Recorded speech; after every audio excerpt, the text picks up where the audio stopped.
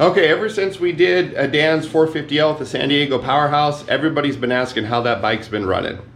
Well, to answer that question, it's on its ass. But not for the reason you think it is. Actually, it's been running great. What do you got, 1,100 miles? Or something like that? 1,100, 1,200 yeah. on it. Yep. So this has been running great. I know, I gotta go with him sometime, but he went to the Sawtooth Mountains last year. I think they're going again this year. And what we're actually doing today is we're replacing the clutch. So we are going to put in the Rekluse CX clutch. So we got some of the parts out here. He's got stuff sitting in oil. I can see some of the spring kits in here. And so my thought for today is we're not gonna do like a big how-to video. If you want a how-to video, go check out John T. Young. Always been a fan of his, and he's got a really good video on how to do it. What I'm more curious about is, what do we think? He's got the San Diego Powerhouse kit on there. Is it a pain to adjust? Is it a pain to get it set right? How does it feel on a high horsepower engine? So that's kind of what I think today's purpose is. What do we think of this on here, and how do we like it? And maybe I'll do it to my bike someday. The dang kids and all their bikes, yeah, they take all my money. So anyways, we'll start getting this bike torn apart. We'll kind of film some of the process of doing it. I really don't think it's gonna be that hard. And then we'll take a look at how we like riding around with it. All right, thanks for joining us.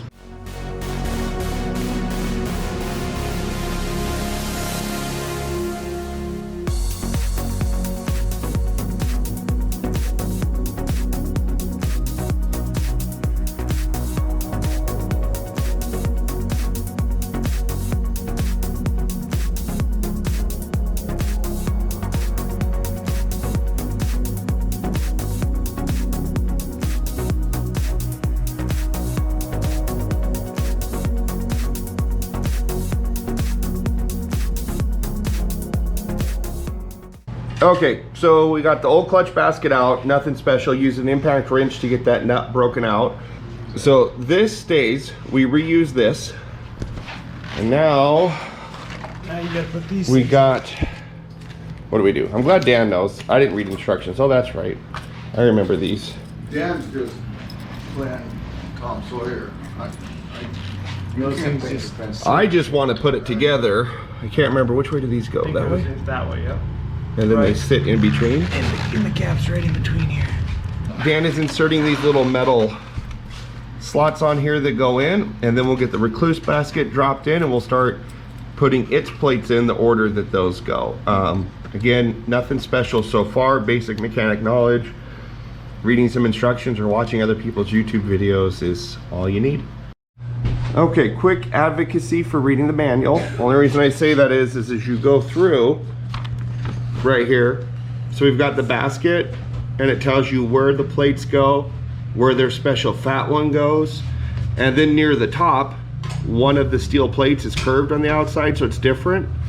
A friction disc is different, and you actually use the original equipment OEM judder spring with the cup side up.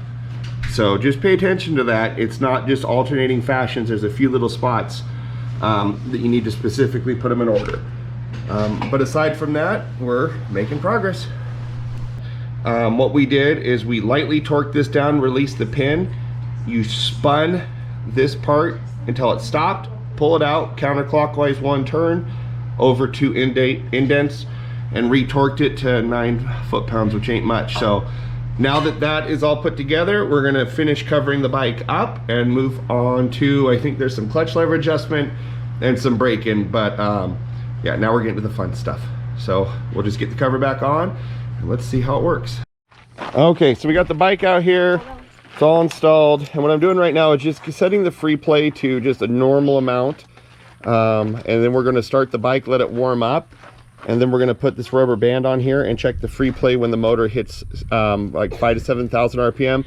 So you've got resting free play, you're gonna have free play, and then you're gonna have what they call free play gain, where it pulls up. And once we get this looking good, then we're gonna do the break-in. I'll show that in the manual, and they want you to like, and there's two ways to adjust a Rekluse, both up here on your adjustment, and we can also, if we had to, if we're just completely wrong, you can take your cover back off and you can move that internal disc. So hopefully we don't have to do that. So we're gonna find out. Let's go ahead and fire it up, let it warm up for a couple minutes.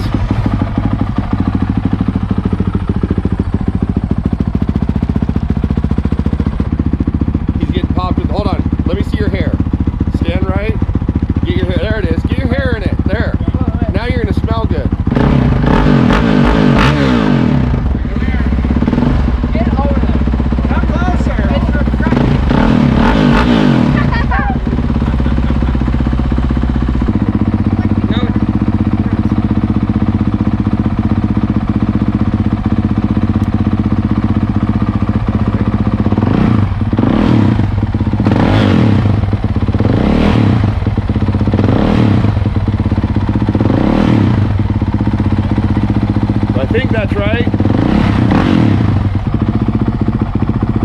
Okay, as far as I can tell, it looks like we did that right. So now we got to move into step 3, break in the new clutch. Place the bike in neutral, rev the engine 10 times.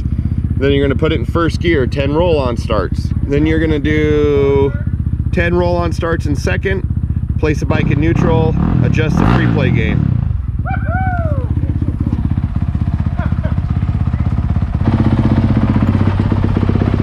Let's go over here. Down and down. 1, 2. So we're in first. Want to go a little bit. Yeah, that's what he said. He's going to want to creep forward a little bit. So here we go. That's cool.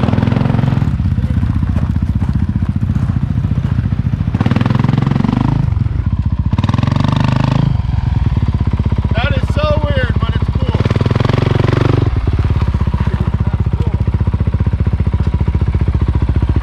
I just want to make sure I'm doing it right.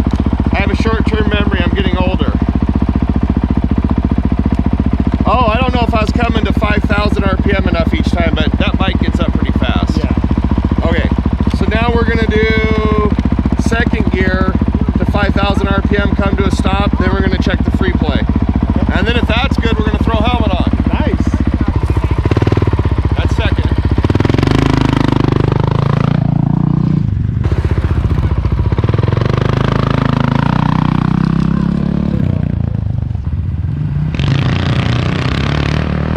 That would be 10. That is just weird. Every time I turn around, I'm like, I'm gonna grab the clutch, I'm gonna grab the clutch. So now,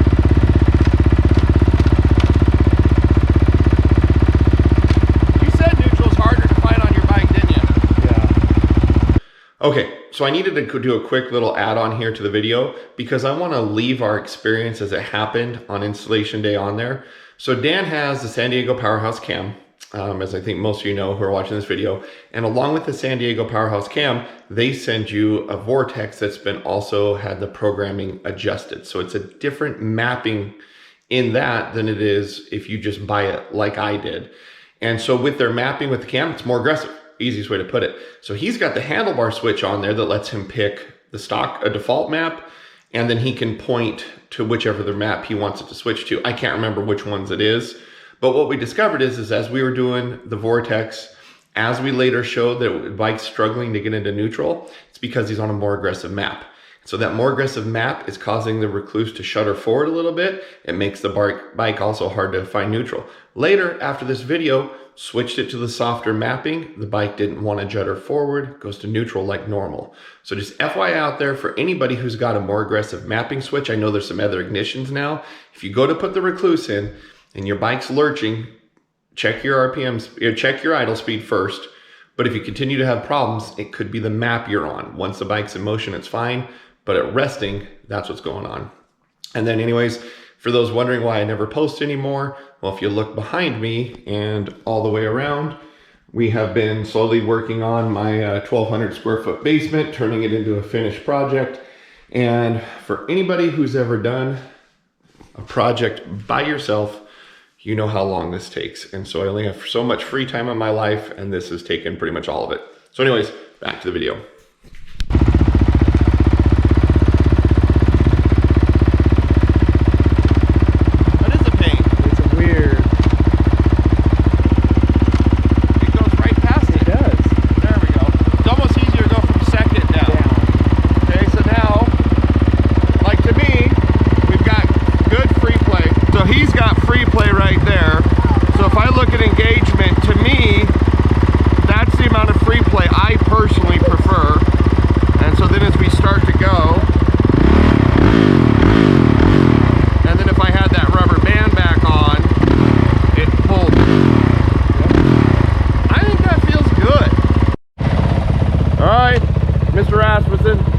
See what you think.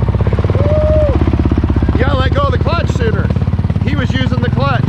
What? He used the clutch when he took off because he's so used to it. See, he's basically like a 110 now. Well, what do you think? Yeah. Good. I mean, it's decided. it is trying to go just a little bit on you. It's right on that edge, but if you wanted to stop, like if you're sitting in traffic, I would probably pull the clutch in. Right. Okay, so we're in neutral on the low map, put in gear. So in gear, clutch out. And the bike's not lurching at all. Right. Now if you flick it to the hot map, it wants to go. Just raises that enough. Yeah. Now go back down. It's totally smoothed out. Yeah. So the biggest thing I see as an advantage with the Rekluse is you've got people complaining about stalling out on the 450s, right? And so as I come through here, I'm gonna go to third. Third's way too high, but I'm not stalling. So you could hear I was lugging. I just locked up the rear wheel. I'm lugging it. See, we are way too low for third. You can hear it. You can just hear it. But we're not stalling out. Man, we got to do rock detail out here. Okay, nobody's coming.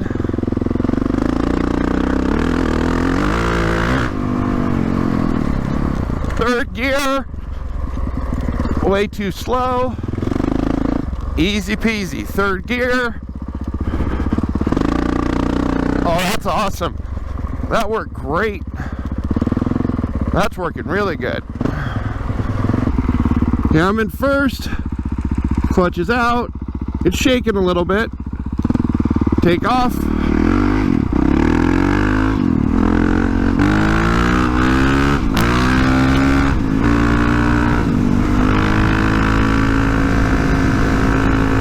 So one thing I want to test, we're in 6th gear right now. So I'm going to come down too slow for 6. That worked really well.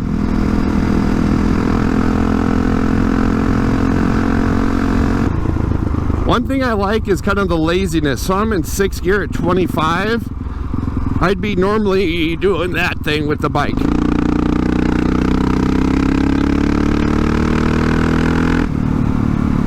That's cool. I like that.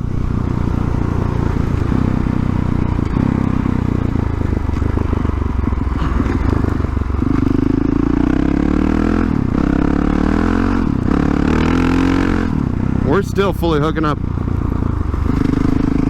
Okay, so is everything I show you guys here of like, oh, is the Rekluse working? What's it doing? Is it slipping? Well, obviously all of that stuff that maybe you wouldn't do normally riding, it's adding a little bit of wear. How much, I don't know. So I would still tell everybody, for the most part, ride the bike like normal. You know, if you got to slow down for an obstacle and you don't want to shift, now you have the opportunity and you're not going to get the bike shaking all over on you. But for normal riding, intersections, coming to a stop, still pull the clutch in.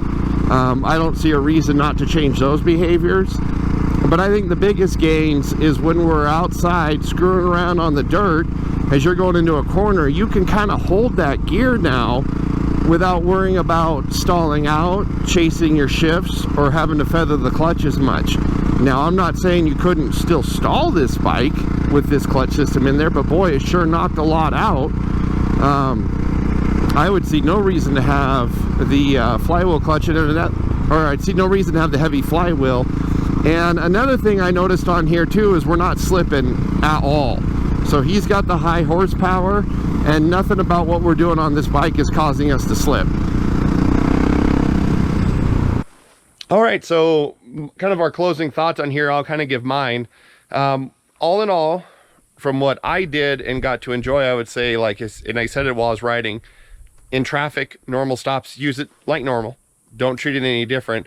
But I loved coming off the little tabletop we got out there for the kids, lock up the rear, and then give it gas again. It was completely butter smooth. There was no herky jerk on the bike. If you're running the gear too high and you come into a corner where it might start to go or flame out, all that was gone. And it would, another thing I tried doing was going into a corner gear too high, and let's say you're trying to feather the clutch yourself. The Rekluse essentially feathers it to perfection. It feathers it as good as you could. So if you're a master at the clutch, this I would say would feel pretty similar. Would you kind of have any other thoughts? Yeah, I just think, you know, the nice thing that I thought about for me was my hands kind of go a little numb while I'm riding, and you know, that exhaustion of riding, having to constantly be worried about, am I getting the clutch pulled in enough? Am I, you know, like you said, going into a corner too fast, and your hands are tired, and you know, it just doesn't, it takes all that away. It makes it possible to ride the bike longer, I think, as we age. And yeah, it kind of turns it into a, you know, a 110, and it just makes it easy to ride. And I think anybody can get on it now and not worry about it being too complicated. It just turns it into a really basic, simple bike. Yeah, so like I said, I would say riding in traffic, gears high, not coming to a stop, makes that possible. And mainly it's an off-road gain though, and the only reason I'm even mentioning street is because it's street legal, so you might find yourself out there. But off-road gain, locking up the rear tire, popping back on the gas, that's a cool feeling to have that perfect, to have that done. So I would say, yeah, it's expensive, but worthwhile mod. So maybe I'll do that to my bike someday. I can't keep up. It's not always about keeping up with your buddies, but on there, I'd say that was good. Oh, and the last thought on here as I go through, so the Rekluse was having no problem holding up to his horsepower. So there was no clutch slippage on the pavement. You know, your clutch is fully released, and I was popping it. I think I did, with no effort, a power wheelie, so that you're not there's no slippage. It's locking in 100%, no problem. So adapted to his bike with the extra power, no problem. So like everything else from here, just ride it till it breaks, and if it breaks, shit happens. So thanks for watching the video with us. Keep riding, and have a good one.